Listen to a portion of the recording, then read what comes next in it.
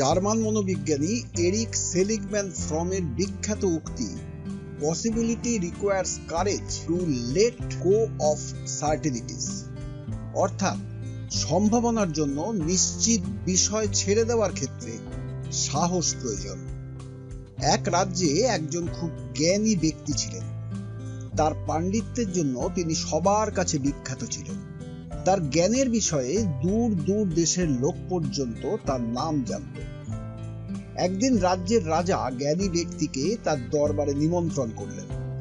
জ্ঞানী ব্যক্তিটি দরবারে পৌঁছে রাজার সাথে নানা ধরনের বিষয়ে গভীর আলোচনা করতে লাগলেন। আলোচনা শেষ হওয়ার পরে জ্ঞানী ব্যক্তিটি যখন রাজার থেকে বিদায় নিয়ে চলে যাওয়ার জন্য প্রস্তুত হলেন, তখন রাজা তাকে বললেন, পণ্ডিত মশাই, যদি আপনি অনুমতি দেন তাহলে আমি আপনাকে একটা বিষয়ে জিজ্ঞাসা করতে চাই। জ্ঞানী ব্যক্তিটি বললেন, বলুন রাজা মশাই, আপনার কি জিজ্ঞাসা করার আছে? রাজা বললেন, পণ্ডিত মশাই, আপনি অনেক বুদ্ধিমান, আপনার এত নাম ডাক, কিন্তু আপনার ছেলে এত বোকা কেন? রাজার কথা শুনে জ্ঞানী ব্যক্তিটির খুব খারাপ লাগলো। তিনি রাজাকে জিজ্ঞাসা করলেন, রাজা মশাই, আপনি এ কথা কেন বলছেন যদি বুঝিয়ে একটু বলেন? রাজা বললেন, সোনা রূপোর মধ্যে কোনটা বেশি মূল্যবান সেটা আপনার ছেলে জানে না। রাজার কথা শুনে রাজ দরবারে যারা হাজির ছিল তারা সবাই হো হো করে হাসতে শুরু করলো। সবাইকে এভাবে হাসতে দেখে জ্ঞানী ব্যক্তিটি খুব অপমানিত বোধ করলেন, কিন্তু তিনি আর কথা না বাড়িয়ে রাজার থেকে বিদায় নিয়ে তার বাড়িতে ফিরে গেলেন। বাড়িতে পৌঁছে তিনি তার ছেলেকে ডাকলেন।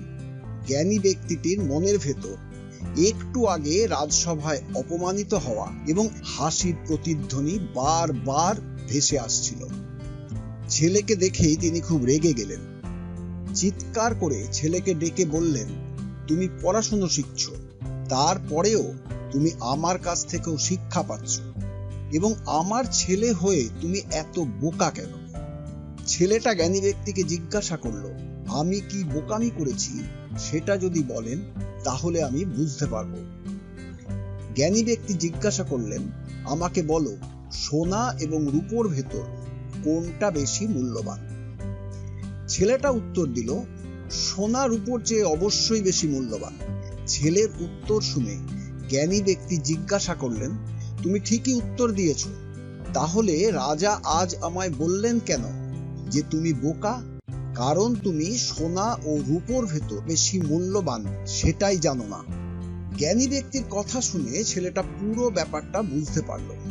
সে তার বাবাকে বলল, বাবা, আমি রোজ সকালে যে রাস্তা দিয়ে স্কুলে যাই সেই রাস্তার পাশে রাজা তার পারিষদদের নিয়ে রোজ বসে থাকেন। সেখানে জ্ঞানী ও বুদ্ধিমান ব্যক্তিরা বিভিন্ন বিষয় নিয়ে আলোচনা করেন।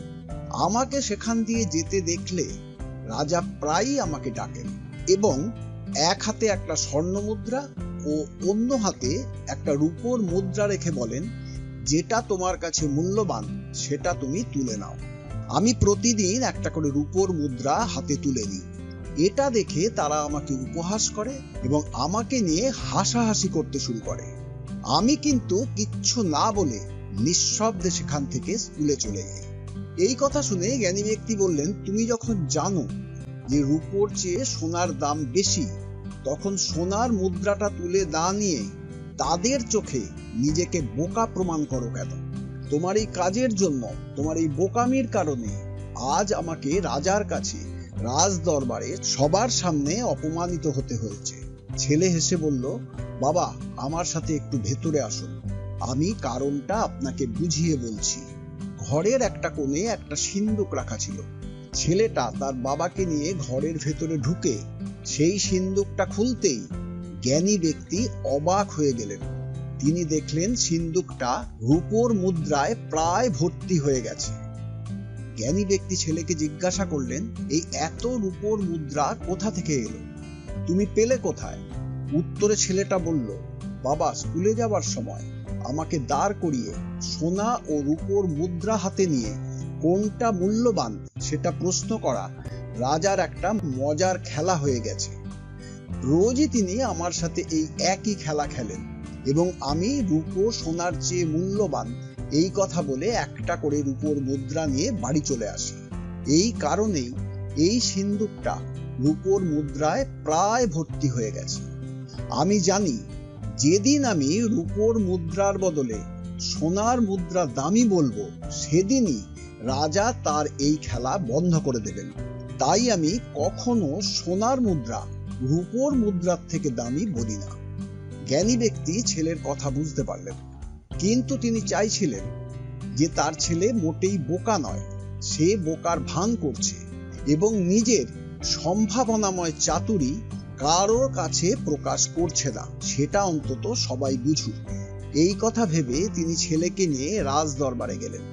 রাজ দরবারে যাওয়ার পর জ্ঞানী ব্যক্তিটি রাজাকে পুরো ঘটনা ব্যাখ্যা করে বললেন যে কেন তার ছেলে জানা সত্ত্বেও সোনার মুদ্রার বদলে রূপোর মুদ্রা হাতে তুলে দিত।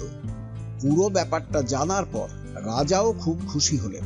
তিনি সোনার মুদ্রায় ভরা একটা সিন্দুক আনতে বললেন প্রহরীদের এবং সেই সিন্দুক জ্ঞানী ব্যক্তির ছেলেকে দিয়ে বললেন, তুমি মোটেও বোকা নও, তুমিই হচ্ছ প্রকৃত পণ্ডিত।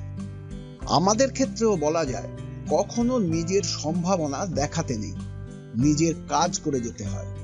যখন সময় হবে তখন সবাই জানতে পারবে আমাদের শক্তি ঠিক কতটা। আমাদের ক্ষেত্রে সেদিনই হবে প্রশংসা ও সম্মান উপযুক্ত সময়। এখানেই শেষ আজকের গল্প। গল্পটা ভালো লাগলে সাবস্ক্রাইব ও শেয়ার করুন। পরের ভিডিও পেতে বেল আইকনে ক্লিক করুন। ভালো থাকুন, সুস্থ থাকুন, নমস্কার।